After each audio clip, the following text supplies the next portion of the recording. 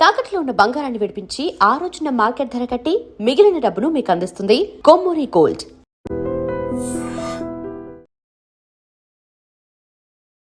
Welcome to I dream. This is Pawan.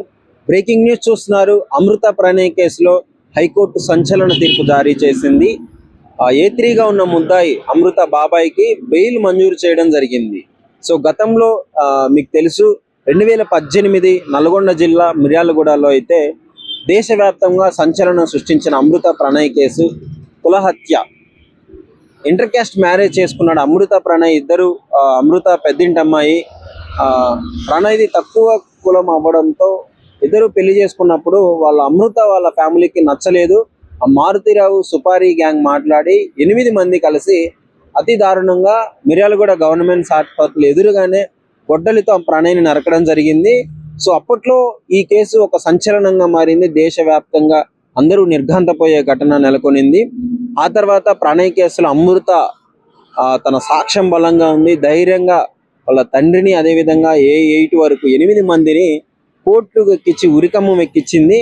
So ముఖ్యంగా A1 A2కి అయితే ఉరిశిక్ష పడింది. చంపిన వ్యక్తి సుభాష్ గారికి, అదేవిధంగా మారుతిరావు గారికి, ఇద్దరికి ఉరిశిక్ష పడింది. వాళ్ళ తండ్రి, అమృత తండ్రి ఏమో జైల్లోనే ఉరేసుకొని చనిపోవడం జరిగింది, ఆత్మహత్య చేసుకోవడం జరిగింది. తర్వాత ఇతనికి ఉరిశిక్ష పడింది. మిగతా A3 నుంచి A8 వరకు జీవిత ఖైదు, లైఫ్ టైం వేయడం జరిగింది.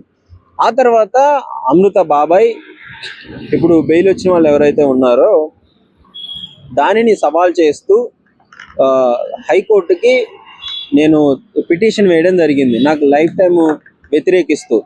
సో ఆ పిటిషన్ దర్యాప్తులో ఉండగా బెయిల్ కావాలి, కేసు క్లోజ్ అయ్యేంత వరకు నాకు బెయిల్ కావాలి అని చెప్పి బెయిల్ అప్లై చేసినప్పుడు కోర్టు కూడా అతని వయసుని, ఆ లైఫ్ టైం శిక్షని పరిగణలోకి తీసుకొని అతనికైతే బెయిల్ మంజూరు చేయడం జరిగింది.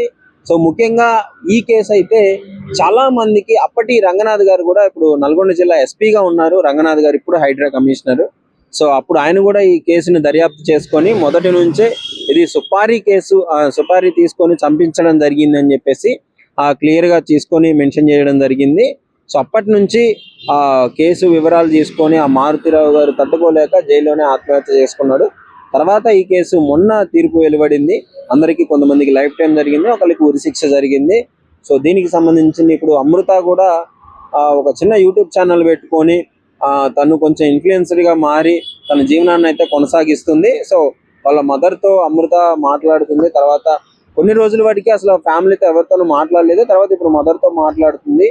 ఈ కేసు గురించి మీకేం తెలుసు, ముఖ్యంగా ఈ కేసు వివరాలు మీరేమనుకుంటున్నారు? అతనికి బెయిల్ ఇవ్వడం పైన A3 ముద్దాయిగా ఉన్నాడు, అతనికి బెయిల్ ఇవ్వడం కరెక్టేనా కాదా? ఈ హత్య కేసులో అతను నిందితుడిగా ఉన్నాడు, కానీ అమృత బాబాయి ఎవరైతే ఉన్నారో వాళ్ళ కూతురు దాన్ని వ్యతిరేకిస్తూ శిక్ష పడిన తర్వాత మా నాన్న మంచోడు, మా నాన్న ఏం కాలేదు, మా నాన్న తప్పు చేయలేదు అని చెప్పేసి ఆమె కోర్టు ఎదురుగా మాట్లాడడం, పోలీస్ స్టేషన్ ఎదురుగా ఏడవడం, ఇలాంటి ఇన్సిడెంట్ కూడా చాలా జరిగాయి అప్పట్లో. మరి ఈ ఇన్సిడెంట్ పైన మీ అభిప్రాయం ఏంటి అనేసి డెఫినెట్లీ కామెంట్ రూపంలో తెలియజేయండి. నిజంగా ప్రస్తుతం ఉన్నటువంటి సమాజం దేనికి ప్రయారిటీ ఇస్తుంది? ఆర్థిక సంబంధాల చుట్టూ మాత్రమే తిరుగుతుంది. మళ్ళీ ఎన్నికలంగానే చాలా విరక్తి కలుగుతాను. మంచి అనిపిస్తుంది కదా, లేడీస్ కూడా ఛాలెంజింగ్ జాబ్స్ చేసినప్పుడు చాలా బాగుంటది. ట్రాఫిక్ అసిస్టెంట్స్ గా నియమించిన ట్రాన్స్జెండర్స్ అందరితో సాల్యూట్ చేయించుకుంటున్నారు. ఫుడ్ డెలివరీ ఇవ్వటానికి వెళ్ళినటువంటి డెలివరీ బాయ్ అనిల్ పై కళ్ళ ముందు